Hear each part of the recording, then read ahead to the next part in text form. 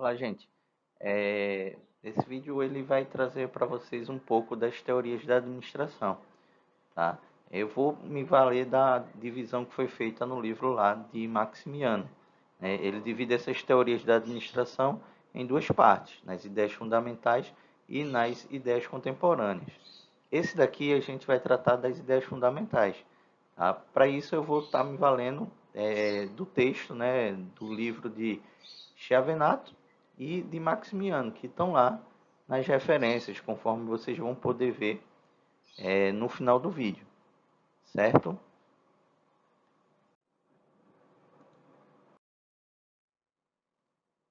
Então, se a gente vai falar das teorias da administração, nada mais importante do que a gente começar definindo o que é uma teoria, tá? Então, lá no livro vocês vão encontrar, e aí eu, né, só para deixar mais claro, né, no livro de Maximiano, quem tiver com a edição antiga, ele vai estar no capítulo 2, tá? Ele vai estar tanto as ideias contemporâneas como as ideias fundamentais num capítulo só. Para quem tiver com a versão mais nova, ele dividiu esse capítulo. Então, as ideias fundamentais vão estar no capítulo 2 e as ideias contemporâneas vão estar lá no capítulo 3. Então, continuando aí, o que é uma teoria, né? Uma teoria é um conjunto de proposições que procuram explicar os fatos da realidade prática. Ou seja, a teoria, ela é a explicação do que a gente faz no dia a dia, do que a gente vive, do que a gente faz na prática, tá? E isso é o que a gente chama de teoria. Então, é um conjunto de proposições com o objetivo de explicar os fatos que a gente vive, a realidade prática. Então, também compreende princípios e doutrinas que orientam a ação dos administradores e técnicas que são proposições para resolver problemas práticos.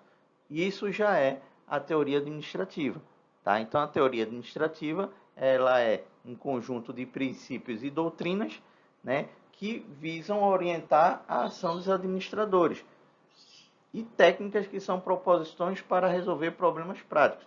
Ou seja, a pessoa, né, o estudioso, o autor lá, ele faz o experimento, ele faz testes, ele estuda a realidade e aí ele estabelece que essa teoria é válida para resolver algumas situações. E essas teorias visam reger as ações do administrador no seu dia a dia, né? Então, para que a gente, como administrador, não precise todo dia inventar a roda, já existe algum conjunto de princípios e doutrinas lá na literatura que a gente pode consultar, né? Não quer dizer que tudo que está lá na teoria vai se aplicar na nossa realidade.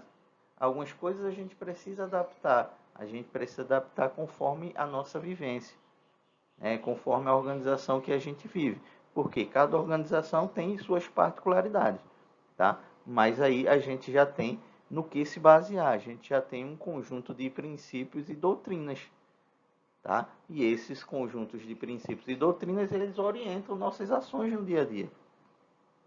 Então a teoria, ela visa ajudar a gente a resolver problemas práticos, resolver problemas do nosso dia a dia. Muitas das teorias e técnicas usadas para administrar as organizações da atualidade são ideias que evoluíram de práticas do passado. Então percebam que as pessoas elas vão, em determinado momento, vão estudando sua realidade prática e vão descobrindo soluções para aqueles problemas. Essas soluções elas são escritas, né? Elas são redigidas em textos, em teorias, tá? E são passadas ao longo do tempo. Percebam que muita coisa que a gente tem hoje da administração, ela vem de um passado tão distante que nem se existia administração quando as pessoas faziam isso, né? As coisas elas foram evoluindo. A administração é recente. Se a gente olha a administração, ela não é uma disciplina antiga em relação a outras, como a matemática, a filosofia. A administração é bem nova, mas isso não quer dizer que o povo antigo, né, que o pessoal até antes de Cristo não administrava, eles só não tinham a administração como ciência, ele não tinha esse conjunto de postulados que a gente tem hoje para estudar, né? Eles administravam de forma mais prática, né? Era de acordo com a vivência. E muitas das coisas que eles, né, fizeram lá foram evoluindo e a gente foi incorporando dentro desse pensamento administrativo, dentro dessa teoria administrativa, tá? Então, países, exércitos e organizações religiosas há muito tempo vêm criando soluções para lidar com recursos e realizar objetivos. Isso é administração. Embora eles não tinham naquela época a palavra administração, eles não tinham a definição para a administração como ciência, né, como objeto de estudo, mas eles já faziam isso na prática, tá? Aqui eu deixei o quadro, né, comparativo, um quadro evolutivo, melhor dizendo, dessas ideias precursoras, dessas ideias que deram origem às primeiras teorias da administração. Então vejam, a gente parte lá dos grandes projetos que vêm desde 4000 antes de Cristo, e esses grandes projetos são as cidades que foram feitas, as pirâmides, né, que até hoje existe um embate aí para se explicar como foram feitas aquelas pirâmides e ninguém ainda chegou numa conclusão, né? Existem várias teorias a respeito dessa formação das pirâmides, existem teorias até que falam da existência de extraterrestres para fazer essas pirâmides, tá? Então não tem nada de... ninguém nunca conseguiu bater o martelo em relação a isso. Tem o projeto de irrigação, né, que aí eles tiravam a água do rio e aí eles tinham que levar para as plantações, tá? E aí vem a evolução. Os exércitos, a gente tem muita coisa do exército dentro da administração, principalmente dentro da logística. A gente até já falou sobre isso, questão de organização, disciplina, hierarquia, tá? Então tudo isso aí a gente vai pegando do exército, mas aí evolui. A gente tem Grécia, né? E Grécia é tido como o berço da democracia. Então a gente já tem coisas sobre democracia, sobre qualidade, ética, sobre a metodologia científica. Isso na Grécia, em 500 anos antes de Cristo, tá? Roma, né? A administração de império multinacional, formação de executivos. Percebam que Roma, quando ela conquistava novas cidades, novos estados, novos locais, esses locais eram adicionados ao Império Romano, né? E o Império Romano ele tinha, digamos que, uma sede. E dessa sede ele precisava administrar tudo. Então ele tinha que administrar essas outras nações que eram conquistadas. Então isso dá origem à administração multinacional que a gente tem hoje, né? E aí vocês têm em Roma a formação dos primeiros executivos. Evoluindo mais à frente, a gente chega no Renascimento, que aí já é o século VI depois de Cristo. Retomada dos valores humanistas, grandes empresas de comércio, invenção da contabilidade, né? Maquiavel. A contabilidade, se a memória não me falha, ela vem lá das cidades italianas, né? Então, a contabilidade ela é algo que é incorporada também dentro da administração, né? A gente precisa desses números, dessas análises contábeis para a gente muitas vezes tomar decisões, tá?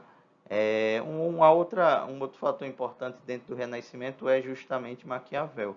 Maquiavel ele escreveu um livro que ele serve de base para a administração. Ele está entre, digamos, o tripé da administração, entre os 3 livros talvez mais importantes para a administração, os 3 livros que estão dentre os mais importantes livros para o administrador, que é o livro de Maquiavel, é o Príncipe, né? Os outros 2, a gente tem a Arte da Guerra, de Sun Tzu, e a Arte da Prudência, de Baltasar Gracian.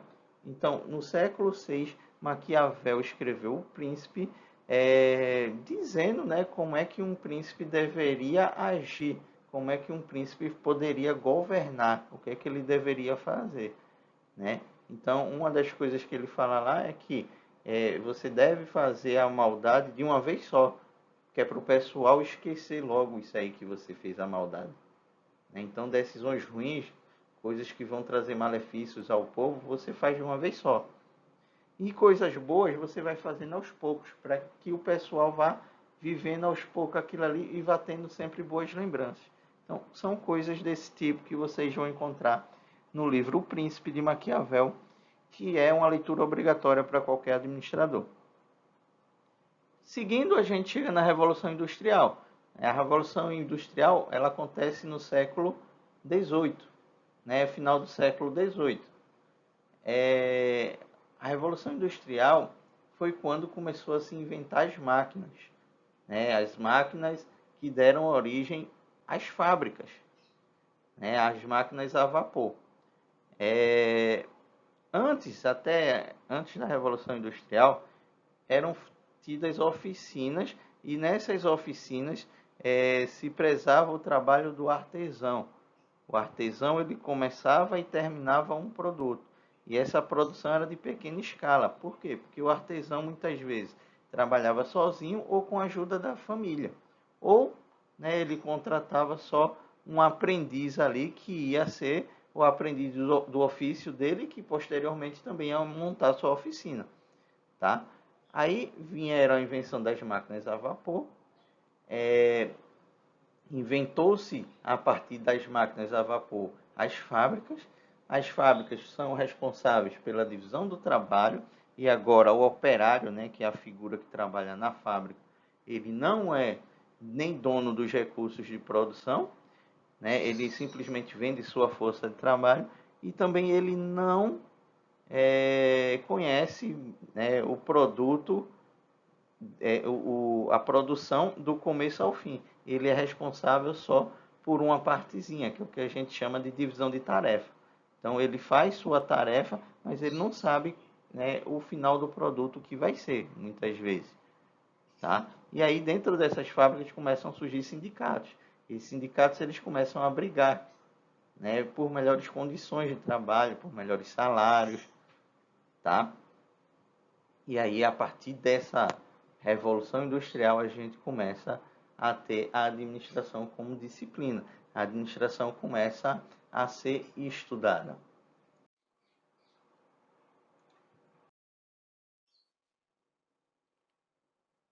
Então, primeiro a sistematizar esse conjunto, né, de preposições é Taylor, né? E Taylor ele é tido como o pai da administração científica, e muitas vezes é o único a ser lembrado quando se fala de administração científica. Só que não existiam, né, não existia só Taylor. Taylor ele conseguiu sistematizar um conjunto de ideias que tinha naquela época, de vários estudiosos que estavam ali ao redor dele. Então, alguns são Henry Gantt, Frank Gilbert. Só que Frank Gilbert era um casal, não era só Frank, tinha Lillian também, e muitos autores não são nem citados. Hugo Munsterberg, e tem outros, tá? Muitas vezes se cita Frank Gilbert, mas esquecem de citar Lillian Gilbert, que era a esposa dele. Então, o casal Gilbert também são colaboradores dessa teoria da administração científica que foi sistematizada por Taylor no livro que ele escreveu. Tá? A partir daí, a partir dessas ideias sistematizadas, se criou a administração científica. A administração científica é a primeira teoria da administração. É a primeira vez que a administração passa a ser estudada como uma ciência, como não era anteriormente. Então, em essência, esses autores propunham o combate ao desperdício, especialmente por meio do redesenho do trabalho para aumentar a eficiência. Percebam que o foco da administração científica é eficiência produtiva. Tá? Todos esses autores aí, Gantt, ele tem um gráfico de Gantt que é usado até hoje na gestão de projetos. Tá? Então, todos eles, de alguma forma, eles contribuem para que as organizações consigam chegar na eficiência produtiva. aumentar sua eficiência produtiva. Para tanto, ele se vale do redesenho dos cargos, do redesenho de tarefas. É muito, digamos, é muito famoso aquele método de Taylor, por exemplo, do estudo de tempos e movimentos. Ele ficava com um cronômetro lá e ele ficava marcando quanto tempo a pessoa levava para fazer a atividade. E aí ele cravava tantos segundos para se apertar um parafuso. Todos os outros funcionários, todos os outros operários, eles teriam que atingir aquela marca. Aquele era o tempo estipulado para fazer aquela atividade. Tá? Então, é a primeira vez que a administração é vista como ciência, é estudada como ciência. Quais são os princípios da administração científica? O objetivo da boa administração era pagar salários altos e ter baixos custos de produção. Então, se eu pago por peça, que era o princípio da administração científica, pagamento por peça, ou seja, quanto mais se produz, mais se recebe. Faz com que o operário ele trabalhe mais, faz com que o operário ele queira produzir mais para ganhar mais, tá? E aí os salários eles aumentam. O custo de produção ele baixa quando a gente está olhando simplesmente para o custo de se produzir. Por quê? Porque o foco não era na qualidade. Muitas vezes as peças saíam com defeito pelo excesso de trabalho, as pessoas cansadas, as pessoas trabalhando na pressa para terminar logo a peça. Tá? Então, muitas vezes esse produto ele não saía com a qualidade que era esperada. Mas o foco não era a qualidade, o foco era no número de peças. Então, você diluía o custo da produção pelo número de peças, você tinha um custo produtivo mais baixo. Tá? A administração deveria aplicar métodos de pesquisa para determinar a melhor maneira de executar a tarefa. Então, era estudado, Taylor ele iria para a linha produtiva, né, para a linha de produção, e ele ficava observando aquele funcionário, aquele operário trabalhar, e um dos métodos era esse, né, do estudo de tempos e movimentos, e ele ficava procurando a melhor maneira de você executar a tarefa. Quando ele fazia testes, né, mandando você mudar a sequência produtiva, mudando as pessoas de lugar, mudando o layout de fábrica, tá? Quando ele achava essa ideia ótima, aí ele cravava, pronto, a melhor maneira é essa daqui. Então, a partir daquele momento, quando ele cronometrou que aquele era o menor tempo que você levava para produzir a peça, a partir daquele momento, todo mundo ia trabalhar daquele jeito. Tá? Os empregados deveriam ser cientificamente selecionados e treinados, de maneira que as pessoas e as tarefas fossem compatíveis. Então, veja, ele selecionava as pessoas de acordo com suas aptidões. Então, quem era bom em carregar peso, ficava na parte de carregar peso. Quem tinha habilidades manuais lá de ser rápido apertando parafuso, por exemplo, ele selecionava essas pessoas e treinava elas para ficar apenas apertando parafuso. Então, ele segregava as atividades minimamente. Né? As atividades eram mínimas. Cada um se especializava nos treinamentos que ele fazia, se tornava especialista naquela atividade e apenas naquela atividade. Então, por muitas vezes você poderia chegar para um operário e perguntar o que ele estava fazendo, qual era o produto que ele trabalhava. E talvez esse operário olhar para você e dizer, não sei qual é o produto final disso. A minha função aqui dentro é só apertar o parafuso. Tá? Porque eles eram realmente alienados da visão do todo, né? Eles não tinham essa visão holística. Eles tinham uma visão simplesmente das suas atividades. Essa seleção fazia com que os empregados eles fossem o melhor, né? Os operários eles fossem o melhor operário, o melhor da função naquela função que eles faziam. Mas eles não sabiam fazer uma outra função, era só aquela. Né? Então, era um trabalho muito desgastante, muito rotineiro. Você só fazia sempre a mesma coisa. Deveria haver uma atmosfera de íntima e cordial cooperação entre a administração e os trabalhadores. A administração ela deveria tratar os funcionários com dignidade e proporcionar a eles um ambiente de paz, né, um ambiente de cooperação para que esses trabalhadores pudessem dar o seu melhor. Né? Os trabalhadores trabalhando satisfeitos, eles produziam mais. Tá? Essa é a visão de Taylor. Lembrem-se que quando a gente falar de Taylor, a gente está falando da administração de chão de fábrica. Tá? Taylor estudava o processo produtivo. Ele não tinha ideias para a autoadministração.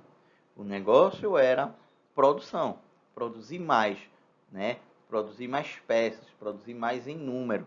Também não tinha foco na qualidade dos produtos. Era meramente em se produzir mais peças, tá?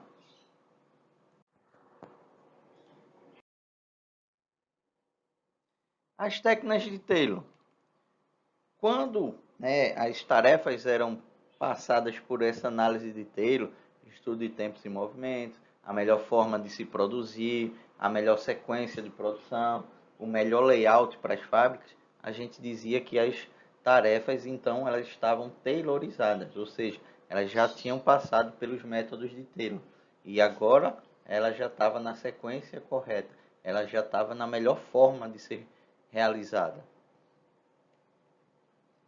Sistema de pagamento por peça produzida. Como eu falei, o pagamento ele era atrelado à produção, ou seja, quem mais produzia, mais ganhava. E isso fazia com que os operários, né, que trabalhavam por esse sistema de produção, eles tivessem salários maiores do que era anteriormente. A produtividade mais elevada resulta da minimização do esforço muscular. Então ele pensava no seguinte: agora, né, eu tenho que deixar as ferramentas todas ao alcance da mão do funcionário. Tá? Eu tenho que fazer com que esse funcionário ele se locomova minimamente dentro da fábrica. Eu tenho que minimizar o esforço muscular dele. Para isso, eu tenho que usar as máquinas de forma inteligente. As fábricas elas tiveram um layout alterado a partir de Taylor. A sequência de produção ela partiu agora para ser a melhor forma, a melhor sequência de produção. E aí o funcionário ele não precisava estar andando, por exemplo, pelo meio da fábrica procurando as ferramentas de que precisava para fazer a peça. Ele tinha as ferramentas ao alcance da mão dele. E aí as tarefas eram realizadas com ele se locomovendo o mínimo possível. Isso fazia com que ele reduzisse o esforço muscular, mas também trazia um cansaço maior para o funcionário pela rotina. O trabalho ele passou a ser muito rotineiro. O camarada chegava de manhã para fazer uma coisa e ele largava fazendo a mesma coisa. Tá? E aí eram horas e horas e horas ali trabalhando em pé, muitas vezes, fazendo a mesma atividade.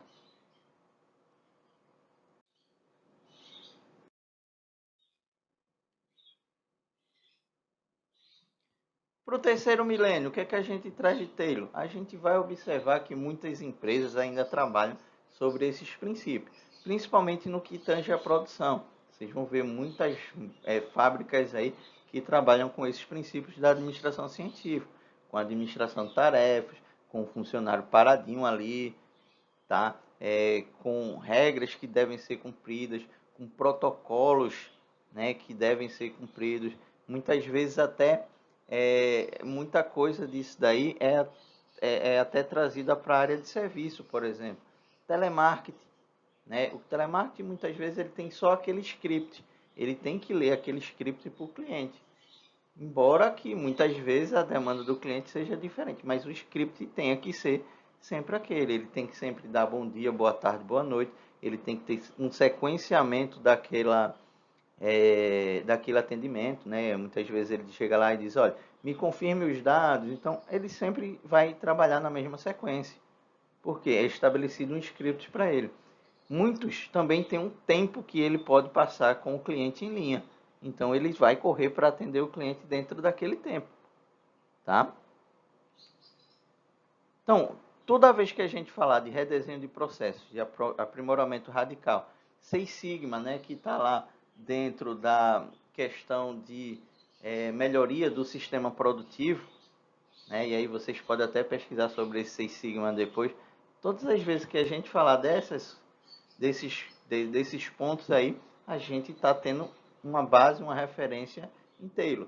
Ah, mas aí está tão diferente. Sim, evolui-se do pensamento de Taylor. Não quer dizer que eu vá aplicar da mesma forma que ele estabeleceu lá atrás, mas os princípios são o mesmo.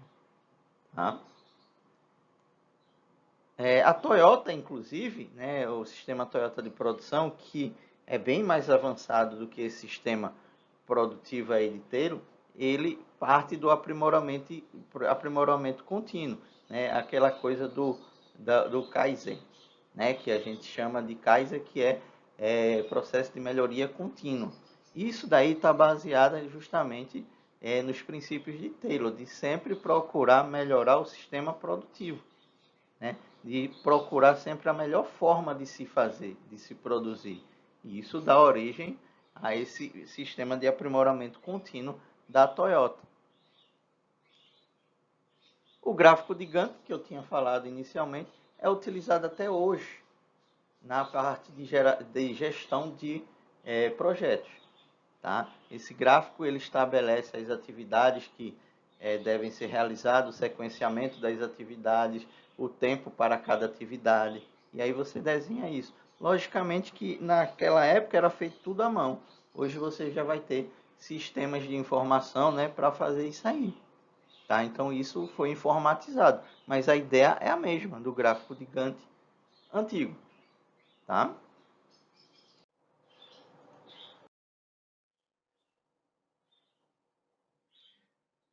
E aí veio o Henry Ford com a linha de montagem dele, né?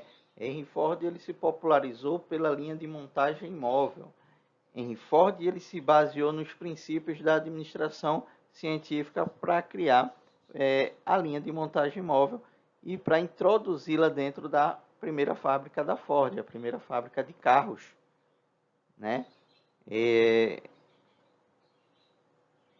Princípios de Ford: peças e componentes padronizados e intercambiáveis. O que isso quer dizer? Quer dizer que as peças elas têm o mesmo tamanho, o mesmo peso, tá? A mesma cubagem, elas são iguais. Então, qualquer peça vai caber em qualquer carro, né? E essas peças elas são intercambiáveis, ou seja, se quebrar uma peça lá do carro, eu não preciso trocar o carro, eu preciso simplesmente comprar uma peça, né, e trocar. Isso dá origem ao que a gente tem hoje nas autopeças. De acordo com o modelo e ano do carro, quebrou, você vai lá na autopeça e compra aquela peça para substituir a que foi quebrada. Tá?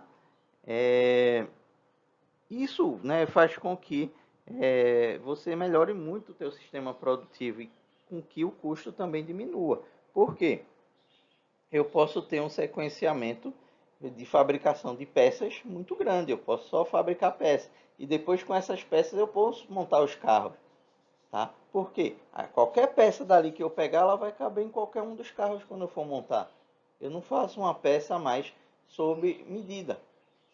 Né? Então, se essas peças não fossem padronizadas, elas não poderiam ser intercambiáveis.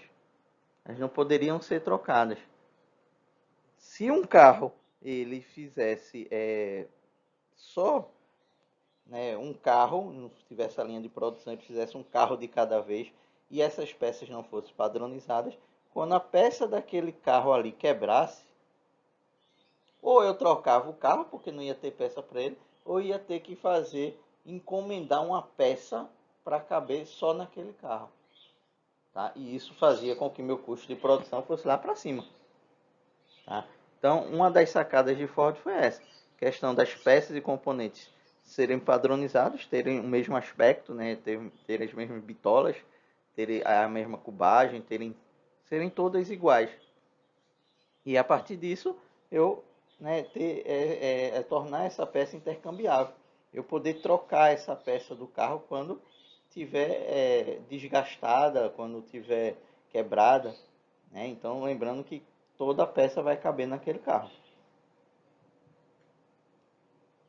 Especialização no trabalhador é a ideia de Taylor, né? Você treinar o funcionário, o operário, para que ele seja especialista naquilo que ele faz, né? Ele é o melhor apertador de parafuso, ele é o melhor soldador, tá? Porque ele é especialista naquilo, mas ele não sabe fazer outra coisa, ele só sabe fazer aquilo ali. Tá? Ele é especialista naquela atividade, então se torna muito rotineiro, ele não faz outra coisa. Mas se ele é especialista naquilo, ele vai ser a melhor pessoa para fazer aquela atividade. Não tem um outro para fazer aquela atividade, eu tenho aquele ali que é o melhor. Essa especialização do trabalhador faz com que ele possa ganhar mais também, né? O especialista, já que é especialista naquilo, eu vou ter um salário maior. Então, muitas vezes, a fábrica da Ford conseguia trazer funcionários, operários de vários outros lugares, né? De cidades longes até.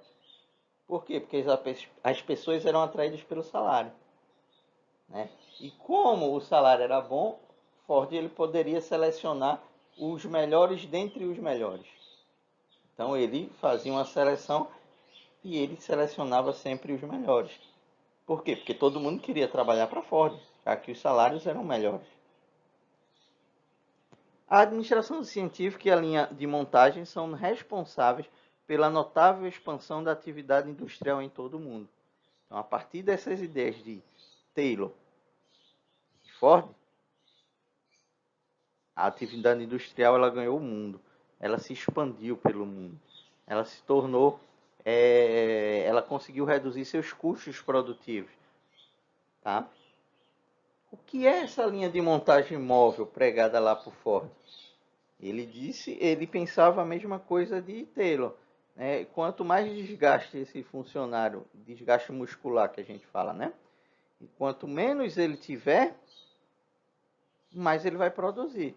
Então, quanto menor o desgaste muscular do operário, maior vai ser a produção dele. Toda vez que você para seu serviço para ir buscar a peça que você tem que produzir, para ir buscar o material que você vai precisar utilizar, para buscar a ferramenta que vai precisar usar, toda vez que você faz isso, você está perdendo tempo. Então, a linha de montagem móvel ele se populariza pelas esteiras, né? Então, o funcionário não vai mais até o trabalho vem até o funcionário. Ele fica parado e a esteira traz a peça até a mão dele. E aí ele faz a parte dele, coloca novamente na esteira, a esteira leva até o próximo estágio, onde vai ter uma outra pessoa lá esperando para fazer sua parte também. Tá? Essa é o que a gente chama de linha de montagem móvel.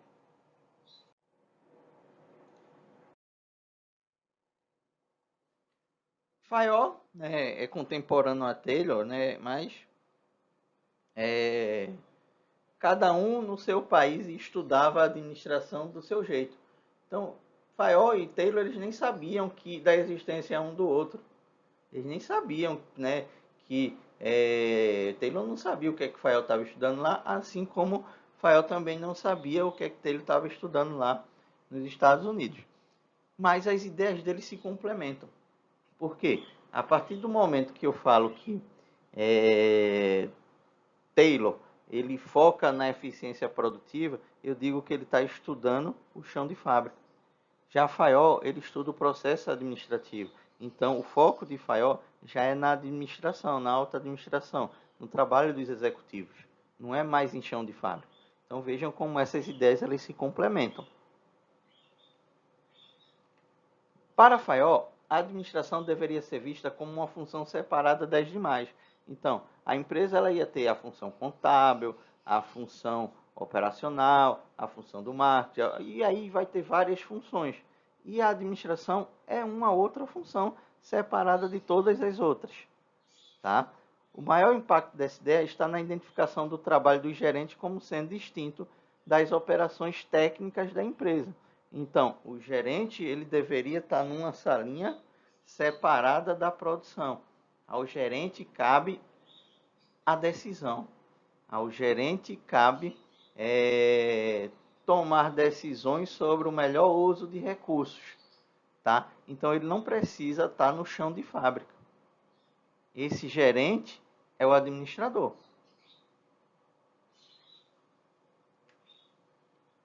Fayol foi o primeiro a estabelecer os processos da administração.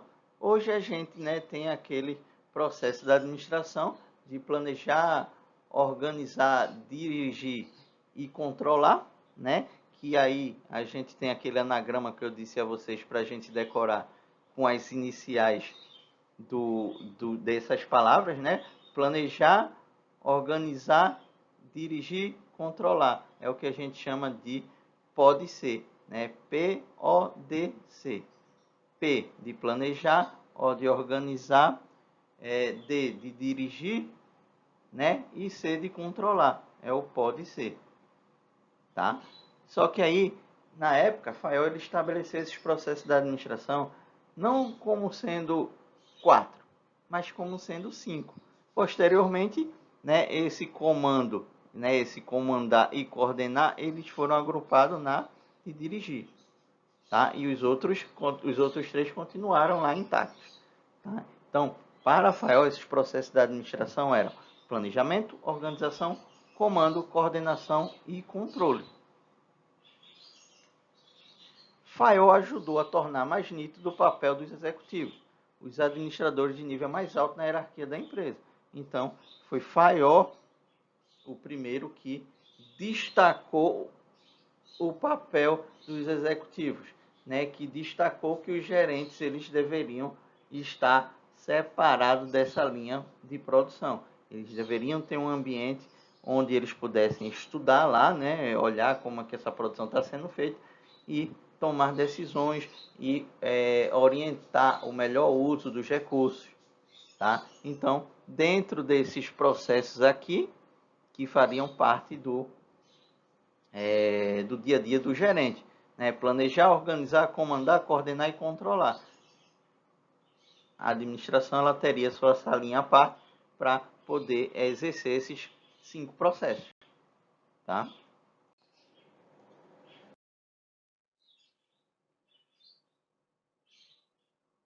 Então, segundo essa teoria de Fayol, qual seria o papel do dirigente? O dirigente é responsável por tomar decisões, estabelecer metas, definir diretrizes e atribuir responsabilidades aos integrantes da organização, de modo que as atividades de planejar, organizar, comandar, coordenar e controlar estejam numa sequência lógica. Percebam que aqui Fayol ele estabelece qual é o trabalho do administrador. O que é que o administrador tem que fazer? O administrador não tem que estar lá no chão de fábrica, ele não tem que estar lá se sujando de graxa. Ele tem que ter uma salinha à parte, onde de lá ele tome essas decisões, ele estabelece metas, defina as diretrizes e atribua a responsabilidade aos integrantes da organização. Ou seja, o que é papel de cada um fazer. Ele estabelece, ele faz com que aquelas atividades de planejar, organizar, comandar, coordenar e controlar sejam possíveis, tá? E aí ele estabelece uma sequência lógica de trabalho. Os colaboradores, segundo Fayol, necessitam de ordens para saber o que fazer e suas ações precisam de coordenação e controle gerencial. Ou seja, os colaboradores eles só vão fazer aquilo que eles forem mandados. Então, se o administrador não for claro nas suas ordens, o operário ele não vai conseguir executar o que se espera dele, tá? Então, por isso que há essa necessidade do dirigente, do administrador, estar focado, tá? Nessas atividades que foram citadas acima, tá? E aí ele transmite o operário simplesmente ordens, o que deve ser feito, tá? E aí também é função do coordenador coordenar e controlar, do administrador, desculpa, coordenar e controlar o que esse operário está fazendo, Coordenar e o controle é verificar se o que ele fez está de acordo com o que foi planejado, com o que foi estabelecido.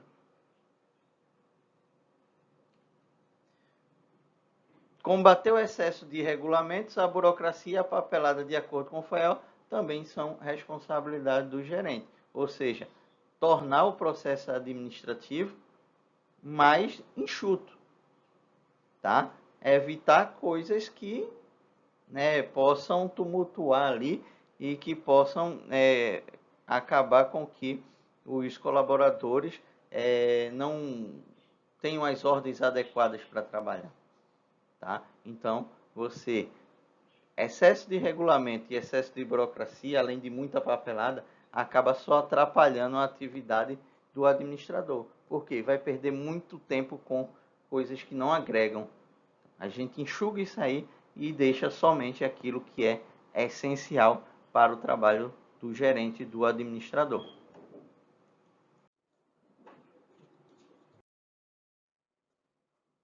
Então, tem-se que, né, pensamentos de Fayol, Ford, Taylor, eles são a base da administração moderna. Por que Fayol, então, está nesse patamar aí acima dos outros? É porque, como eu falei, né, Fayol, ele foca no executivo, ele foca na figura do administrador. E os outros dois são mais chão de fábrica.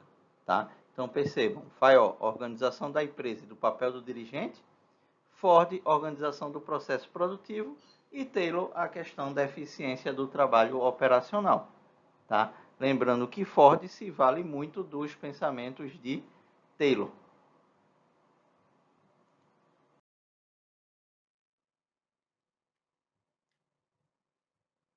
Passado isso, chegamos na burocracia, né? A burocracia que foi proposta por Max Weber. Tá? A burocracia, que muitos pensam ser uma coisa ruim, né? A gente pensa em burocracia, a gente só lembra de excesso de papéis, a gente só lembra da morosidade do serviço público, né? Mas isso tudo que a gente tem como negativo é a disfunção da burocracia. A burocracia, como proposta por Weber, era uma coisa muito boa e que tornava possível o trabalho das organizações, né? O que melhorava muito essa questão do trabalho dentro das organizações. Por quê? Porque ela tinha uma organização. Então, a burocracia indica uma forma de organização que se baseia na racionalidade das leis. Ou seja, você só pode fazer algo que está previsto nas leis. Então, agora acaba aquela questão de jeitinhos, né? Então, o que a lei não regula, você não pode fazer. Tá? Então, a burocracia ela se baseia justamente na racionalidade das leis. Todas as organizações formais modernas são burocracia. Por quê? Porque todas as organizações elas têm seu regulamento. Elas se baseiam em leis, em códigos. Tá? E as pessoas, para agir, para atuarem, para exercer suas funções, elas são pautadas, né, nessas leis, nessas regras de conduta. Para Weber, as burocracias fundamentam-se na autoridade legal racional. O que isso quer dizer? Isso quer dizer que a autoridade ela é dada ao cargo e não à pessoa. Não é a pessoa que tem a autoridade, é o cargo. Então, quando a pessoa está ocupando aquele cargo, ela vai ter a autoridade que pertence ao cargo. Se ela sai do cargo, ela não manda mais em nada. Por exemplo, um prefeito. Um prefeito, quando ele está no cargo de prefeito, aí ele tem autoridade de assinar documentos, de fechar contratos com empresas para exercer o trabalho público, né, as empresas terceirizadas, como por exemplo, coleta de lixo. Ele pode sim estabelecer uma empresa terceirizada para fazer essa coleta de lixo. Então ele vai lá e assina, ele tem autoridade para isso. A partir do momento que ele sai da prefeitura, ele deixa de ser prefeito, ele já não pode mais firmar nenhum contrato com o terceirizado. Por quê? Porque a autoridade que ele tem, naquele momento, pertence ao cargo e não à pessoa que ocupa o cargo. Não é o fulano que é prefeito, mas sim o prefeito. Tá? Então, A autoridade pertence à pessoa que ocupa o cargo. A autoridade legal racional depende de lógica e não de interesses pessoais. Então, essa autoridade ela vai ser exercida de acordo com a lógica que pertence ao cargo. E não porque você gosta ou deixa de gostar de fulano. Eu posso não gostar do prefeito, tá? Mas o prefeito ele tem autoridade legal racional. Por quê? Porque ele ocupa aquele cargo ali. Então, o fulano, eu posso não gostar de fulano, mas se fulano ele é o prefeito, ele tem autoridade legal, racional para exercer o mandato dele. Tá? Então, toda essa autoridade legal racional, ela não depende mais de interesses pessoais. Isso quer dizer que, pela burocracia, as pessoas ocupam o cargo de acordo com suas capacidades para o cargo. Por exemplo, para você ser médico, você tem que ter um CRM válido. Se você não tiver, você não pode ser médico. Eu não posso, de acordo com o meu interesse pessoal, indicar uma pessoa de minha confiança para ser médico se ela não tiver essas credenciais para exercer a medicina. Tá? Isso é uma autoridade legal racional baseado na lógica e não mais no interesse pessoal. Então, as pessoas ocupam os cargos de acordo com suas credenciais, suas prerrogativas legais que competem, que fazem com que essas pessoas tenham competência para assumir o cargo. Tá? Então, o cargo ele é dado às pessoas que têm competência para assumir eles. E não mais porque eu quero que a pessoa esteja ali. Porque é filho, porque é parente, e aí você, que muitas vezes acontece nos cargos de indicação política. Você coloca a pessoa para trabalhar naquele cargo, por quê? Porque ele é apadrinhado por algum determinado político. Ao passo que quando o funcionário ele é efetivo, ele é um funcionário público de carreira, ele passou num concurso, não é uma pessoa que, por interesse pessoal, colocou ela ali. Não, ela ganhou o direito de exercer aquela função, porque ela passou num concurso público e ela se mostrou qualificada para ocupar aquela função. Independente do chefe dela gostar ou não, ela vai ocupar o cargo. Tá? Já não é um interesse pessoal. Segundo Weber, a administração burocrática é a forma mais racional de exercer a dominação. Então, o domínio ele é exercido através das leis. É aquela famosa frase de manda quem pode e obedece quem tem juízo. Por quê? Quem tem autoridade, quem tem, segundo as leis, quem tem essa autoridade vai mandar e as pessoas que estão abaixo dessa ordem, de acordo com a competência dos seus cargos, vão ter que obedecer. Tá? Então, cada pessoa dentro do seu cargo, dentro da sua função, ela tem autoridade sobre a sua função. Então, vamos pegar aí um órgão público, por exemplo. Se você passou para assumir determinada função, que seja, vamos supor lá, que seja auxiliar administrativo de uma repartição pública. Você passou no concurso, você é um funcionário de carreira, você é um funcionário efetivo, pronto, você vai ocupar seu cargo e você vai ter autoridade sobre o seu cargo. A partir do momento que chegue um diretor lá e diga a você, olha, eu preciso que você vá lavar os banheiros. Dentro do seu cargo, vai estar dizendo o que é competência sua fazer. Se dentro daquelas competências não está lavar banheiro, você pode se negar a fazer. E a pessoa não pode lhe demitir. Por quê? Porque você tem autoridade legal racional dentro da função que você ocupa. E aí você vai dizer a ele, não, isso não é minha função, eu não vou lavar os banheiros. Tá? Minha função de auxiliar administrativo é para fazer estas atividades. E aí você diz quais as atividades competem a seu cargo. Agora, se esse camarada, se esse chefe chegar e mandar você fazer algo que está dentro das suas competências, aí sim você é obrigado a fazer. Mesmo que você não goste de fazer, você não pode se negar a fazer, porque está lá dentro da sua função. E aí, se você se nega a fazer, sim, ele pode abrir um processo administrativo e você pode ser afastado das suas atividades. Tá? Então, é assim que funciona a autoridade legal racional. Você tem autoridade dentro do cargo que você ocupa, de dizer sim ou não.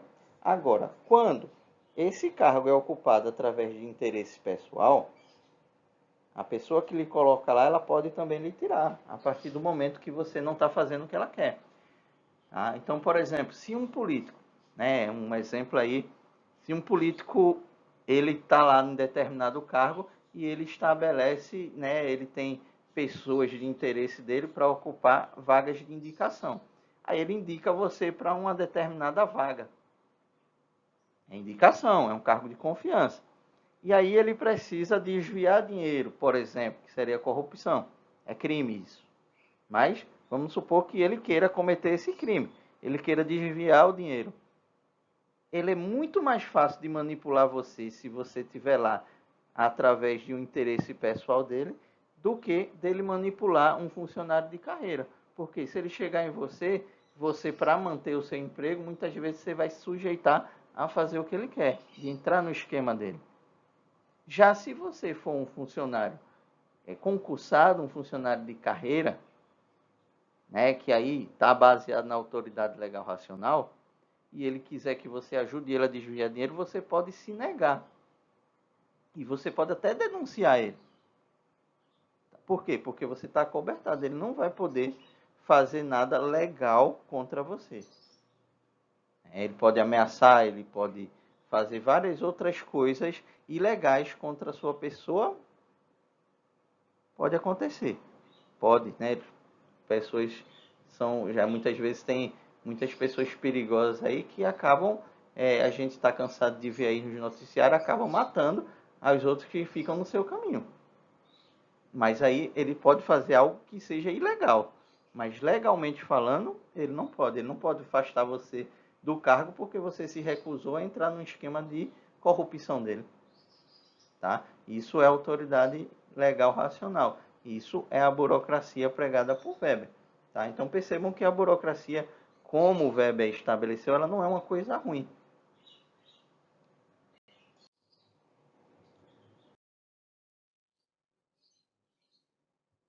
Qual é o tipo ideal de burocracia segundo o Weber?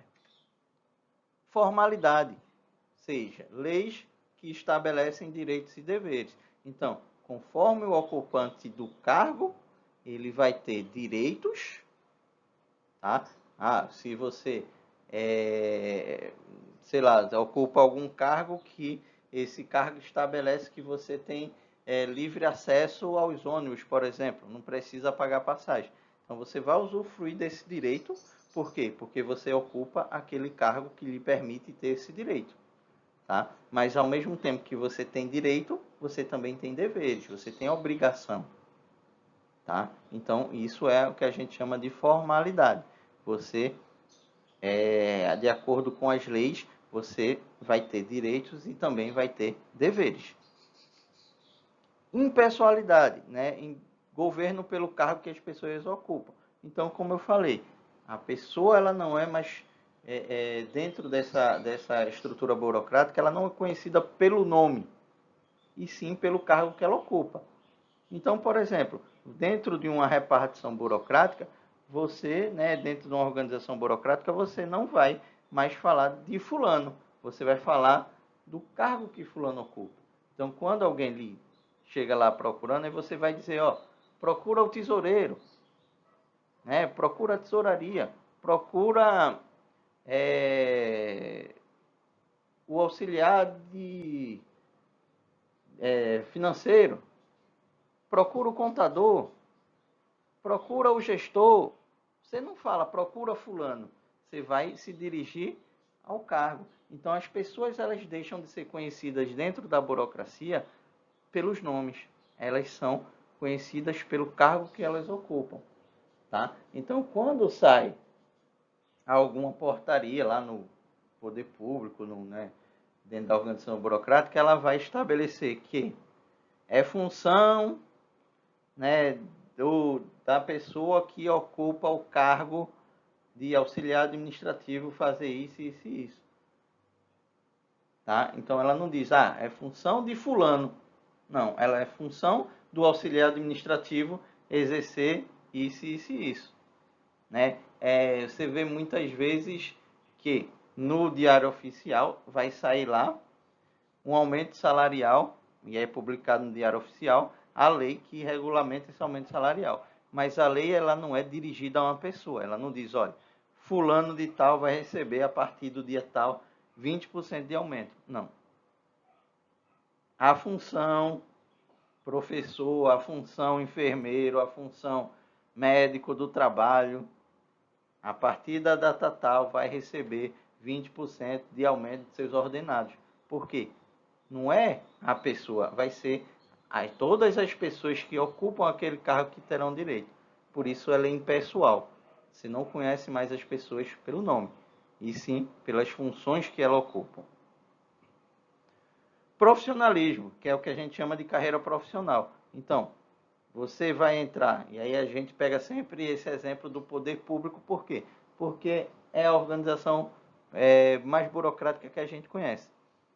Para você exercer o funcionalismo público, você passa num concurso. Então é meritocracia. Tá? Você tem méritos para ocupar aquele cargo. Ocupa o cargo as pessoas que são mais qualificadas. E a partir daquilo ali, você tem uma carreira profissional. Você pode ir crescendo dentro da instituição à medida que você vai alcançando o que é estipulado a você. Você chegou naquela meta que foi estipulada para você ascender lá dentro da sua carreira profissional, você vai subir. Independente do chefe gostar ou não de você. Mas se você chegou naqueles gatilhos lá, que são estabelecidos, você vai subir. Já não é mais uma questão de alguém gostar ou não de você ter ou não um padrinho político. Né? Independente da pessoa gostar ou não de você, você vai crescer. Tá? Então, a burocracia ela se baseia na previsibilidade do comportamento humano, ou seja, como se todo mundo agisse da mesma forma. E a gente sabe que não é. Cada pessoa tem sua forma de pensar e de agir. E muitas vezes o comportamento humano ele não é previsível, ele é imprevisível. As pessoas agem segundo suas próprias emoções e segundo suas próprias visões de mundo. A partir dessa previsibilidade do comportamento humano, você consegue padronizar o desempenho dos participantes. Ou seja, você imagina que uma pessoa ela consegue digitar 10 páginas a cada 20 minutos, então você imagina que, por padrão, todas as pessoas vão conseguir digitar a mesma quantidade de páginas em 20 minutos. Tá? Então você padroniza o desempenho dos participantes. E aí você estabelece que todo mundo tem que digitar 10 páginas, né, a cada 20 minutos. Tá? Então é assim que ele padroniza o desempenho dos participantes. Por quê? Se o comportamento humano é previsível, as pessoas vão agir tudo da mesma forma, eu consigo, então, padronizar o desempenho. E aí isso gera uma máxima eficiência da organização, porque está tudo padronizado, está todo mundo produzindo igualzinho. Na prática isso não funciona, cada um vai ter seu padrão de desempenho peculiar. Nem todo mundo vai conseguir digitar 10 páginas a cada 20 minutos. Vai ter um que vai digitar 12 e vai ter outro que vai digitar 8. Tá? Então, se essa lógica aqui pregada por Weber for verdadeira, você consegue uma máxima eficiência da organização. Percebam que Weber também está focado na eficiência. Tá?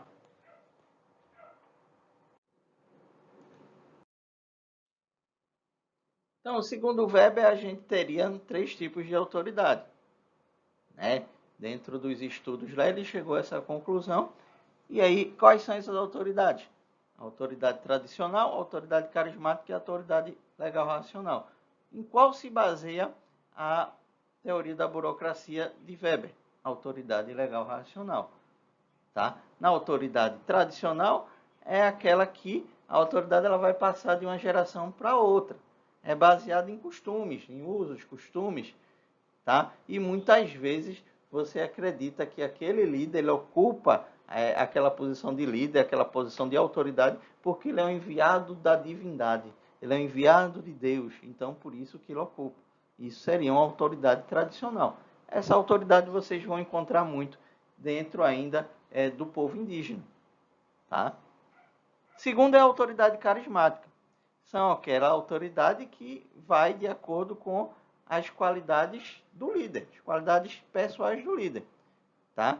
E aí depende do seguidor, né, das pessoas que seguem aquela liderança, admirarem o líder, né, de terem apreço pelo líder. Então o líder ele conquista as pessoas pelo jeito dele.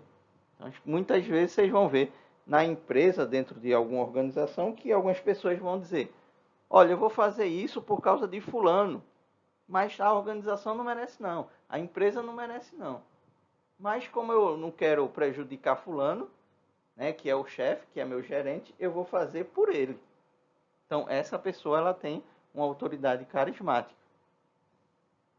E a autoridade legal racional é aquela que baseia em normas impessoais e racionais, né? Cria as figuras de autoridade, cria direitos e obrigações, porque são baseadas nas regras que a gente falou, nas leis. Tá?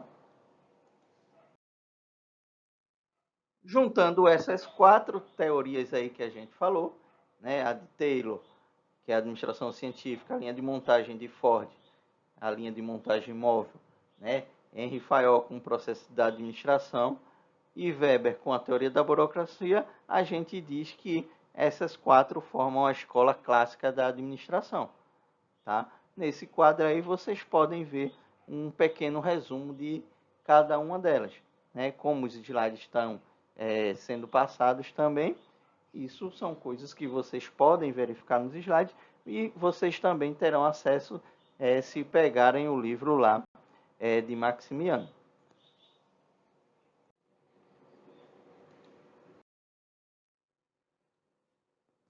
E a gente chega no enfoque comportamental, ou seja, né, no enfoque que começa agora a estudar as pessoas, né, o comportamento das pessoas. Vejam que até então as pessoas eram meio que colocadas à parte desse processo. Né? O negócio era eficiência, se você pega Taylor lá e Ford, né, também as pessoas eram tidas como extensão das máquinas, como se fossem, como se não adoecessem, como se não tivesse problemas emocionais, tá?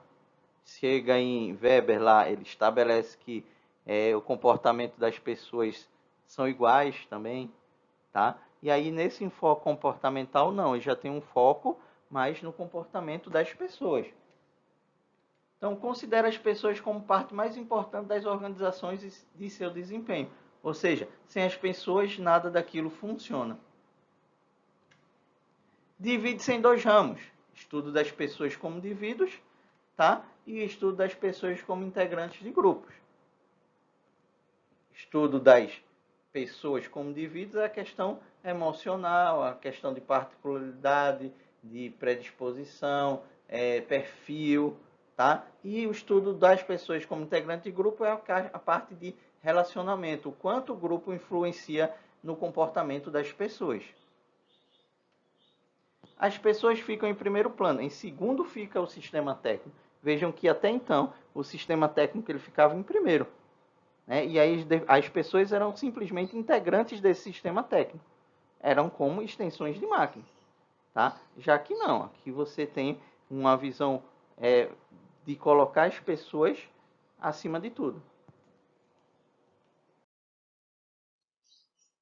Então, ó, tá aqui um quadro mostrando que o comportamento de diferenças individuais está de acordo com a percepção das pessoas, personalidade, as competências, né, que são conhecimentos, aptidões e habilidades, atitudes, interesses e valores, estilos, tá?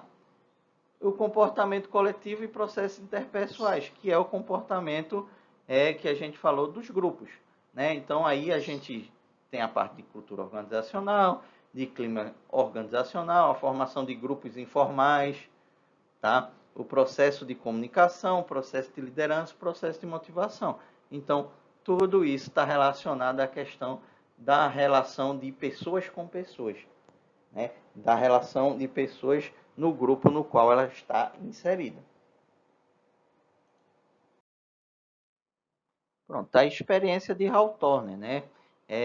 Essa experiência, né, ela foi realizada, né, idealizada por Elton Mayer e seu grupo de pesquisadores, né? Mas a coordenação é de Elton Mayer, ou Elton Meio, né, como queiram chamá-lo aí. Essa experiência ela dá origem à Escola das Relações Humanas, tá? Então ela é de suma importância para o desenvolvimento da Escola das Relações Humanas.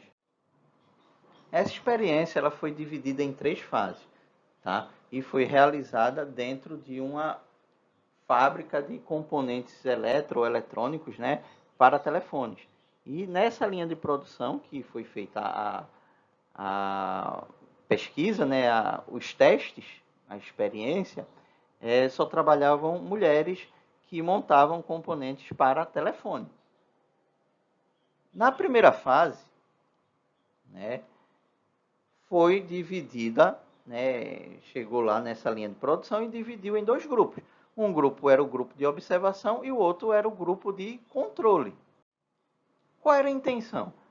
Saber se a luminosidade, a variação de iluminação, tinha alguma coisa a ver com a produção. Esperava-se que, quando se baixasse a iluminação, as pessoas produzissem menos. Tá? Então, o grupo de observação, ele trabalhava sobre intensidade de luz, que era variável.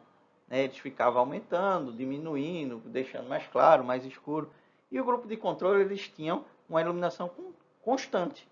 E aí ele comparava o que esse grupo de observação fazia com o que o grupo de controle fazia. Então, o que é que ele concluiu? Ele não encontrou nenhuma correlação entre iluminação e rendimento. Não uma correlação direta. Os 2 grupos aumentaram a produção.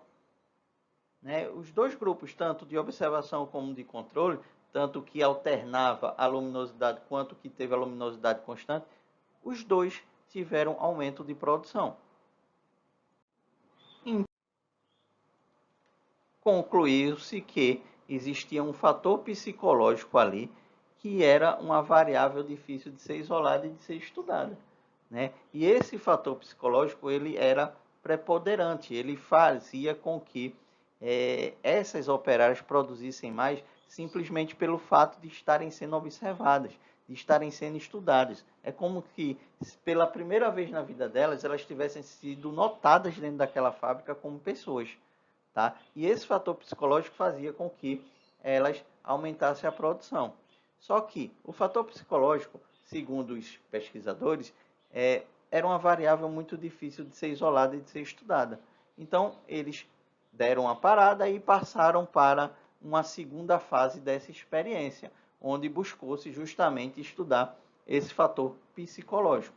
Por quê? O fator físico ele não era preponderante, ou seja, o fator psicológico ele predominava sobre o fator físico.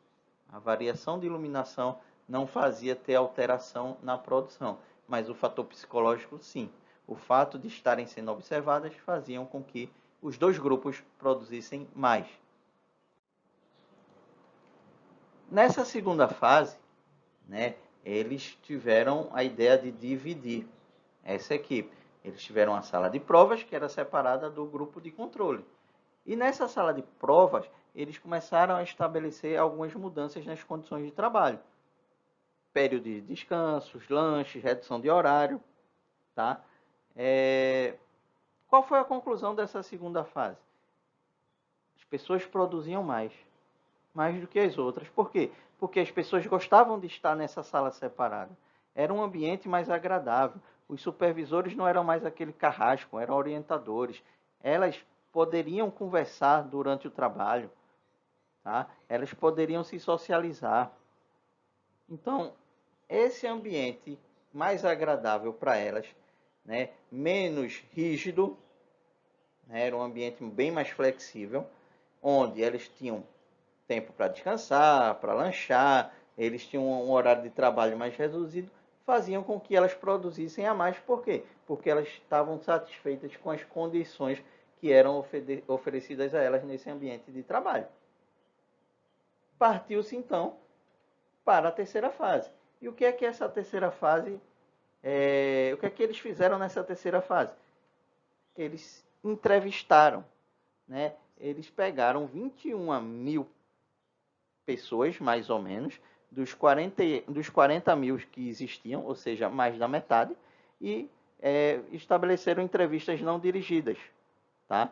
Ou seja, eram entrevistas sem roteiro prévio. Ele sentava lá com a entrevistada e a entrevistada ela poderia falar sobre qualquer coisa. E aí ele estava observando tudo aquilo lá, escrevendo, tirando as conclusões dele, tá?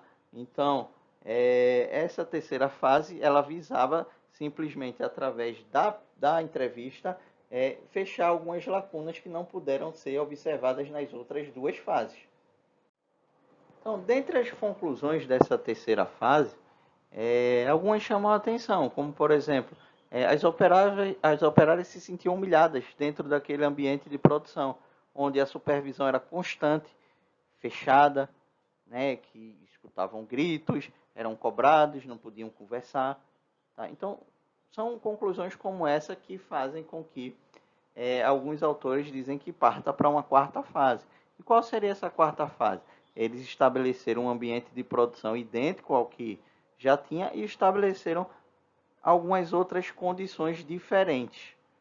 Tá? Nessas condições, um observador ele ficava dentro lá, olhando como que essas pessoas produziam, né? Olhando como era a interação dessas pessoas, estabelecia um pagamento por quantidade produzida, mas do grupo como um todo, não mais individualmente. Então, quanto mais o grupo produzisse, mais eles iam ganhar. E não mais, quanto mais um indivíduo produzisse, ele ia ganhar mais. Não, o grupo ia ganhar por completo. Tá? Então, eles perceberam que, né, nessa quarta fase que alguns autores apontam, que a produção ela começou a ser uniforme. Por quê? Porque quem era mais rápido, quem produzia mais, levava um chega lá dos demais para dizer, olha, dá um equilibrado na tua produção, diminui o ritmo para que os que são mais lentos consigam acompanhar. Então a produção ela passou a ser uniforme, né? Eles passaram a ter uma organização melhor. E aí eles tinham várias artimanhas para controlar esse processo produtivo. E estabeleciam sanções para quem infringisse aquelas regras informais entre eles. Tá? Essas sanções, logicamente, elas não poderiam ser colocadas lá de forma formal, né? Eram todas informais. Tá? Como, por exemplo, ninguém vai conversar com o fulano lá que entregou o grupo. Se determinado tem uma pessoa lá que é o dedo duro, ninguém vai confiar mais nela, então toda vez que ela chegar, todo mundo sai. Tá? Então são sanções sociais desse tipo. Tá? E quais foram as principais conclusões, então, dessa experiência de Hawthorne? Primeiro, integração social. Isso quer dizer que quanto mais à vontade a pessoa tiver naquele grupo, mais ela vai produzir. Tá? Então não é simplesmente a capacidade de produzir peças em determinado tempo, como Taylor estabelecia, mas a questão da integração social. Os grupos, conforme as pessoas se sentem pertencentes aos grupos, mais a vontade ela vai estar para trabalhar, mais interessada em fazer parte desse grupo ela vai estar e por isso ela vai ter um padrão de produção melhor. Comportamento social. Então percebam que agora as pessoas elas não agem mais individualmente. Eu não posso tratar pessoa caso a caso. As pessoas elas pertencem a um grupo e aí elas vão agir de acordo com os interesses daquele grupo. Se o grupo acha que é certo fazer determinada coisa, se o grupo acha que é certo produzir mais, a pessoa vai se esforçar para produzir mais. Se aquele grupo determinar que a produção está boa, vamos segurar aí, manter o nível, a pessoa vai diminuir o ritmo dela e vai se encaixar naquele nível. Então, ela não age mais de forma individual, mas sim como pertencente a um grupo. Então, não adianta mais a organização negociar com um indivíduo. Ele tem que negociar agora com o grupo no qual o indivíduo faz parte. Ele tem que atender às necessidades agora do grupo e não individualmente. Recompensas e sanções sociais. Vejam, agora as pessoas, né, por essa teoria aí, elas não reagem simplesmente visando a recompensa financeira. Tá? Elas reagem de acordo com recompensas e sanções sociais, ou seja, aquilo que o grupo estabelece. Ela tem medo de ser excluída do grupo. Ela quer ser aceita pelo grupo, ela quer ter reconhecimento do grupo. Então, ela vai agir de acordo com os interesses desse grupo. Por exemplo, um grupo de estudantes que tenha uma determinada festa em sua cidade, numa sexta-feira, e resolvem que a sala por completo, a sala de aula por completo, vai faltar na sexta-feira. Então, se um indivíduo, uma única pessoa, decide aparecer na escola, na faculdade, sei lá, na instituição de ensino, para assistir aula, só essa pessoa ela vai sofrer uma sanção social. Por quê? Porque ela traiu os interesses do grupo no qual ela faz parte. E aí as pessoas vão estabelecer uma sanção social, que pode ser a exclusão do grupo, que pode ser quando essa pessoa chegar, todo mundo sair, que pode ser as pessoas marcarem um determinado evento, uma pelada, um churrasco no final de semana e não convidarem. Tá? Então, as pessoas elas temem essa sanção social muito mais do que a sanção que vem da organização formal, da organização empresa. E aí se descobriu que existiam grupos formais, que eram aqueles grupos estabelecidos pela empresa, que constam no organograma e fluxograma lá da empresa, e os grupos informais, que eram formados a partir da interação dessas pessoas que estão ali no seu dia a dia de trabalho, né? E que se juntam de acordo com seus interesses em comuns. Tá? E a força desse grupo informal ela é muito grande e muitas vezes faz com que a organização tenha que negociar diretamente com o grupo informal. A liderança informal ela é muito forte e aí você parte para negociar com essa liderança informal. A liderança informal ela nem sempre é a mesma liderança formal. Às vezes há pessoas que têm cargo de liderança instituídos pela organização formal, instituídos pela empresa, mas que dentro do grupo informal ela não é reconhecida como líder. Né? Então o grupo informal ela cria um novo líder e esse líder ele vai lutar pelos interesses do grupo. Relações humanas. Isso quer dizer o quê? Cada pessoa ela é única, logicamente, cada pessoa é uma pessoa e tem seus princípios, sua forma de pensar, sua visão das coisas, mas cada pessoa ela é capaz de influenciar numa outra pessoa, no comportamento de uma outra pessoa. E essas relações entre as pessoas de influência acabam fazendo e influenciando também na produção, né, no que essas pessoas produzem. Tá? Então, cada pessoa ela é capaz de influenciar no comportamento de uma outra pessoa e cada pessoa ela muitas vezes se deixa influenciar pelas outras pessoas.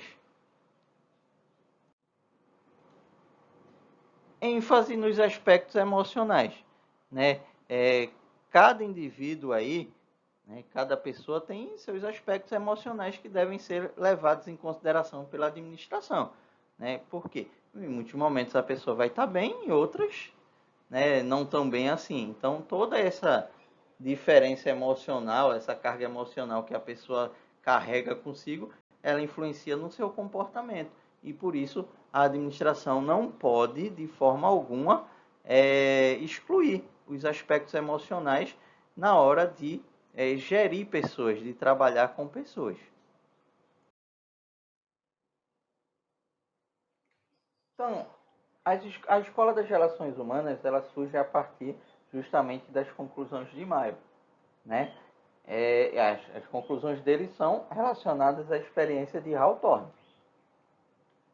Então, diziam que o desempenho das pessoas era determinado não apenas pelos métodos de trabalho, segundo a visão da administração científica, mas também pelo comportamento.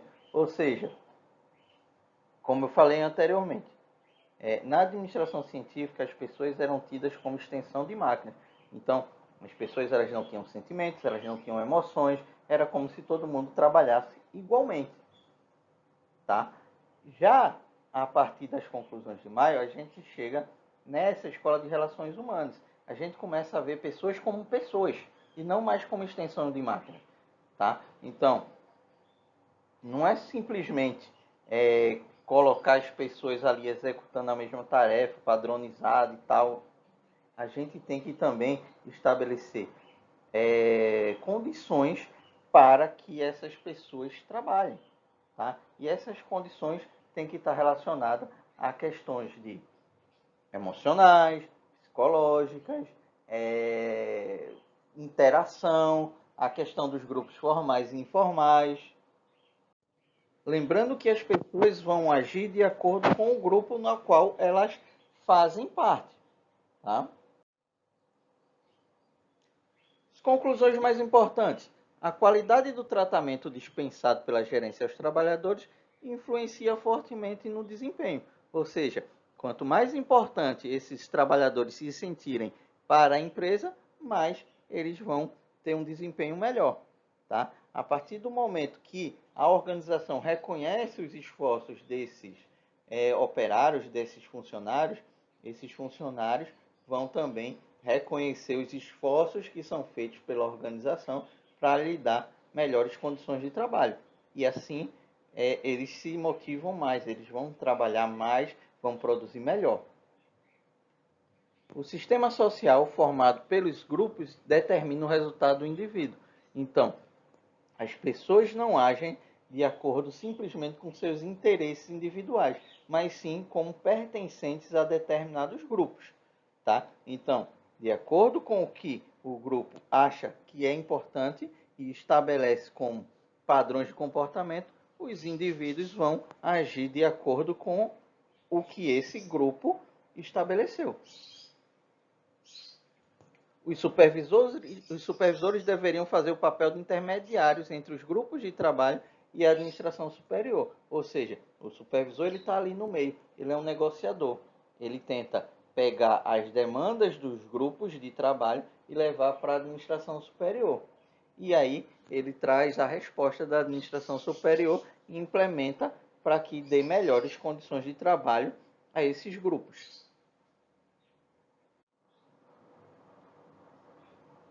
As conclusões de Elton Mayer lançaram as bases da filosofia de relações humanas. Então, tudo que a gente vê hoje relacionado à questão de RH, de relações humanas, eles partem das conclusões de Elton Mayer, eles partem da experiência de Hawthorne.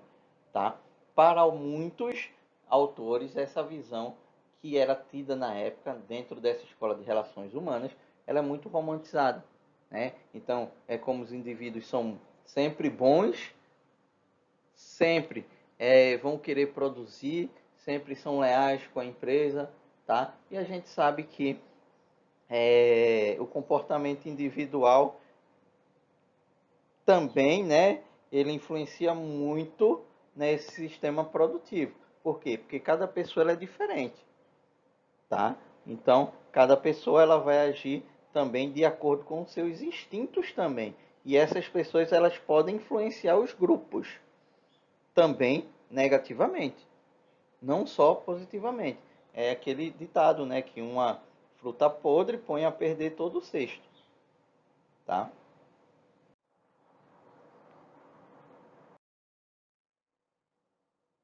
E aí a gente chega no pensamento sistêmico. Talvez esse pensamento sistêmico seja um dos mais difíceis de serem entendidos dentro da administração. Por quê? Porque ele é muito filosofal, ele é muito, ele abstrai muito, tá? E aí é uma herança que a gente tem da biologia, tá? A gente encarar as organizações como sistemas vivos. Isso a gente traz da biologia. A essência é a ideia de elementos que interagem e formam conjuntos para realizar objetivos. Ou seja, a gente tem elementos, né, que separadamente eles não produzem, eles não cumprem a função deles. Eles só passam a fazer sentido quando eles se interagem, quando eles começam a trabalhar em conjunto. Então percebam que quando você pega, por exemplo, um computador, ele é composto de vários componentes, de vários elementos, mas aqueles elementos agindo separadamente, eles não, não têm função, eles não exercem nenhuma função, ou seja, você não pode pegar um pente de memória, uma CPU, todos separados lá, e dizer, ó, aqui eu tenho um computador. Se eles não estiverem interligados para formar um conjunto, ele não vai cumprir o objetivo do computador. Tá? Então, a ideia do pensamento sistêmico, a essência é essa, de que esses elementos eles precisam interagir para a gente ter um conjunto, e esse conjunto, sim, realizar objetivos. O mesmo acontece dentro das organizações. As organizações são formadas por vários departamentos, e esses departamentos eles precisam atuar em conjunto para que a organização atinja seus objetivos. Eu não posso ter o departamento de compras atuando distante do departamento de vendas. Tá? Eu tenho que integrar todos os departamentos como um sistema só para que esse conjunto possa atingir os objetivos propostos para a organização. Uma ideia importante é a noção de que a natureza dos sistemas é definida pelo observador. Veja só, o observador ele vai definir o sistema que ele quer estudar. Por exemplo, eu posso chegar e ter o Sistema Educacional de Pernambuco. É um sistema. Mas aí, para mim, pode ser muita coisa para se estudar. Então, o pesquisador, o observador, ele vai dizer, não, é muita coisa, então vamos dividir em outros sistemas. E aí eu delimito um sistema menor. Eu posso simplesmente chegar e dizer, dentro do Sistema Educacional de Pernambuco, existe o Sistema Educacional de rede privada e de rede pública. Tá?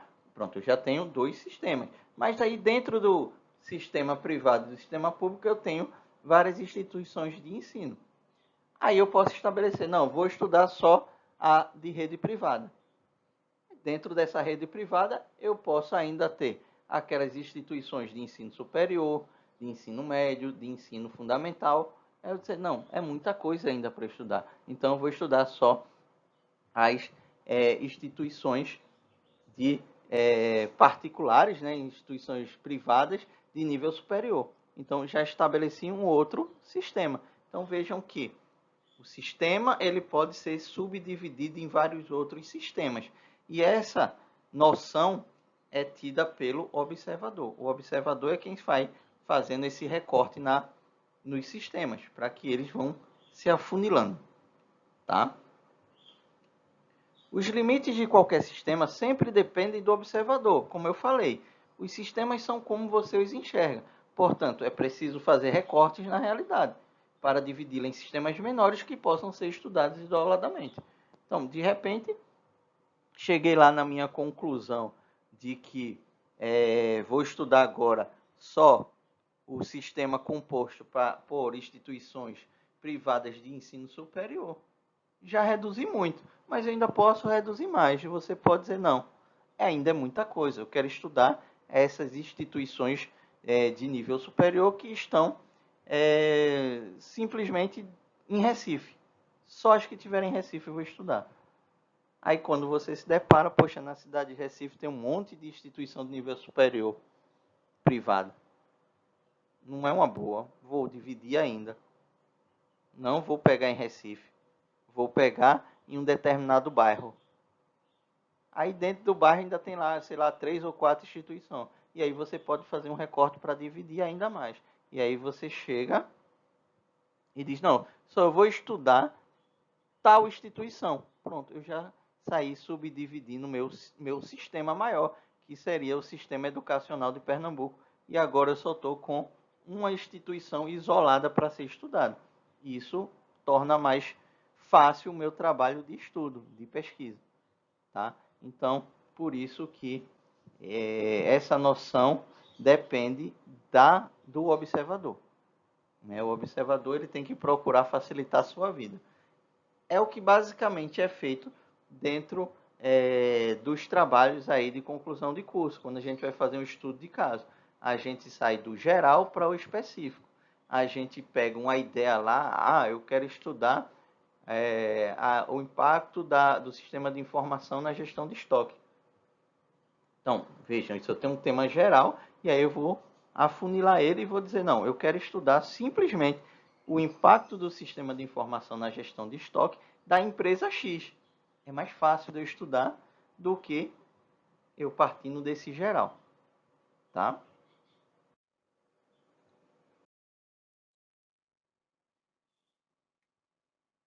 Pela teoria geral de sistemas, a realidade é feita de sistemas, que são feitos de elementos interdependentes, ou seja, foi o que eu falei. Um sistema ele é constituído de vários elementos. E esses elementos eles têm uma interdependência, ou seja, um depende do outro para que o objetivo final seja alcançado. Como dentro da organização. O departamento de vendas depende do de compras, o de compras depende do recebimento de mercadoria e por aí vai. Tá? Então, todos os elementos eles são interdependentes. Para compreender a realidade, é preciso analisar não apenas elementos isolados, mas também suas interrelações. Ou seja, a gente não pode estudar os elementos de forma isolada. A gente tem que entender como esses elementos se relacionam para formar o sistema e qual sua contribuição para o alcance do objetivo desse sistema final. A teoria dos sistemas é a realidade, é a reorientação do pensamento e da visão do mundo a partir da introdução dos sistemas como um novo paradigma científico. Então, agora eu entendo que a realidade, né, digamos que o mundo, ele é um composto de vários sistemas. E esses sistemas se relacionam entre eles, tá? E aquela questão, eu tenho um sistema grande e para facilitar o estudo eu vou dividindo esse sistema maior em sistemas menores. E essa divisão vai da natureza de quem está dividindo.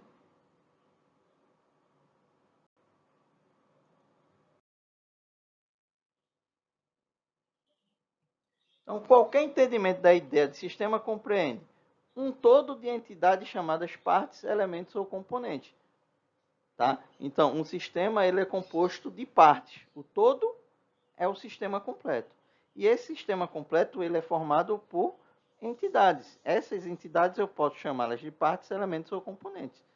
A organização, empresa, ela é um todo. E esse todo ele é formado por entidades, que são as partes que compõem a empresa. Essas partes dentro da organização posso chamá-las de departamentos. Tá? Alguma espécie de relação ou interação das partes. Ou seja, para que eu entenda a ideia de sistema, eu preciso entender que essas partes elas precisam se relacionar, elas precisam interagir entre elas. A visão de uma entidade nova e distinta criada por essa relação que se consegue enxergar focalizando o todo e não suas partes. Agora sim, eu não estou enxergando mais um conjunto de partes. Eu não vejo mais um departamento de compras, de marketing, de vendas, Não, eu estou vendo o todo. E esse todo, ele é maior do que simplesmente qualquer uma daquelas partes. E qualquer parte daquela ela precisa atuar em conjunto. Ela tem que se relacionar uma parte com a outra. Tá? Então, a partir do momento que eu junto essas partes, vamos voltar novamente para o computador. Eu tenho as peças todas dispostas em cima de uma mesa. CPU, memória, HD, está tudo ali. Todas as peças que compõem o computador. Quando eu juntar aquelas peças todas, aquelas partes todas, ele vai formar uma nova entidade. E essa nova entidade, ela agora vai ser distinta de que simplesmente aquelas peças dispostas ali em cima da mesa que não tinham função nenhuma. Agora, cada peça vai ter sua função e vai formar uma nova entidade que sim, agora ela vai ser diferente do que simplesmente uma união de peças. Ela vai formar uma nova entidade que a gente vai chamar de computador. E agora sim, o computador ele tem uma função específica. E agora essas peças elas vão fazer sentido, elas vão se encaixar. Cada uma vai ter o seu papel para que o computador funcione. Se tirar uma dessas peças, o computador não funciona. Então, essas peças elas são interdependentes. Para que uma exerça a sua função, a outra também precisa exercer a sua função. Tá? Cada um exerce uma função distinta e a reunião dessas peças eu tenho uma nova entidade, tá? Que é criada pela relação dessas peças. Essa nova entidade é o que a gente chama de computador.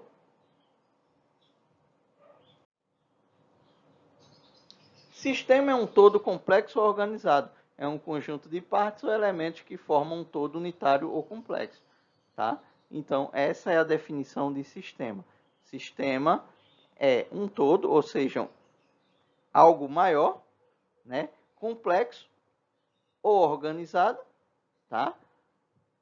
É um conjunto de partes ou elementos que formam um todo unitário ou complexo. Ou seja, o sistema é uma entidade maior que é composta por várias peças que, quando se relacionam, tá?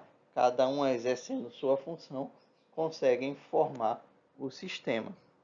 Tá? Então, o sistema é um todo organizado. O sistema é a entidade maior, que é composto por entidades menores que a gente chama de partes, elementos ou componentes. Como eu disse, esse pensamento sistêmico ele carece de muito mais leitura para que seja compreendido. Tá? Então é imprescindível que vocês pesquisem e que leiam sobre isso para que sanem várias e várias dúvidas que vão surgir aí. Tá?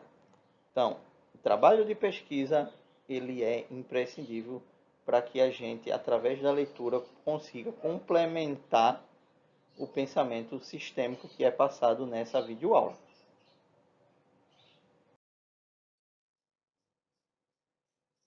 A estrutura dos sistemas. Os sistemas são formados por entradas, que a gente chama de inputs, né? Influências e recursos recebidos do meio ambiente. Então, tudo aquilo que entra no sistema são entradas, são inputs. Então, pega uma organização, tudo aquilo que entra na organização, tudo aquilo que entra numa empresa, vamos pegar, por exemplo, vamos pegar o sistema produtivo. Sistema produtivo, matéria-prima, por exemplo. Matéria-prima é uma entrada, por quê? Essa entrada, ela está, como o nome diz, a entrada está entrando no sistema. Ela vem do meio externo, ela veio do meio ambiente. Segundo, processo ou processamento, que é justamente você pegar essa entrada e transformar numa saída. Exemplo, a matéria-prima que você está colocando dentro do seu sistema produtivo, ela é transformada numa saída, ela é transformada num produto acabado. E a saída é justamente o produto do sistema, tá? É aquilo que sai do sistema. Peguei a entrada que é a matéria-prima, passei pelo processamento ou pelo processo, né? Transformei essa matéria-prima em um produto. Esse produto ele vai sair do meu sistema, ele vai ser colocado à venda. Isso é minha saída, tá? E o feedback, né? O feedback é a energia, a informação ou saída de um sistema que retorna para ele. Então, tudo aquilo que o sistema produz e que retorna para ele é o feedback, é o retorno. É tudo aquilo que ele reaproveita dentro do funcionamento dele. Né? O sistema, ele produz saídas e essas saídas que retornam para o sistema produtivo podem ser considerados feedback. Tá?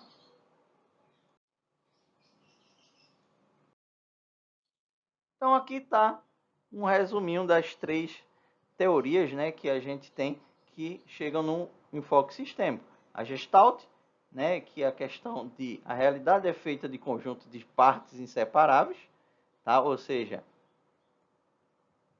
todas as partes elas precisam interagir, elas precisam estar ligadas uma à outra para que exercendo sua função, formem o todo organizado que é o meu sistema. a teoria dos sistemas, né, onde diz que a realidade é um composto de vários sistemas, tá? A cibernética. A cibernética diz: sistemas podem controlar seu próprio desempenho. A ferramenta para o autocontrole é a informação. Então, basicamente é o que a gente tem como sistemas de informação, tá? Esses três aí dão origem ao meu enfoque sistêmico. E aqui as referências, dicas de leitura, inclusive, para que vocês pesquisem e se aprofundem mais no que foi trabalhado durante essa videoaula. Logicamente que a gente sabe que o enfoque sistêmico ele é sempre um enfoque mais complicado de ser entendido. E por isso, como eu disse lá no começo, né? Como eu disse lá anteriormente, não bem no começo, mas quando estava falando da teoria dos sistemas, a gente precisa de maiores pesquisas, a gente precisa ler e ter mais atenção para que possa compreender o que esse enfoque sistêmico tenta nos passar, tá? Então, tá aí, Chiavenato e Maximiano são as duas referências para essa videoaula.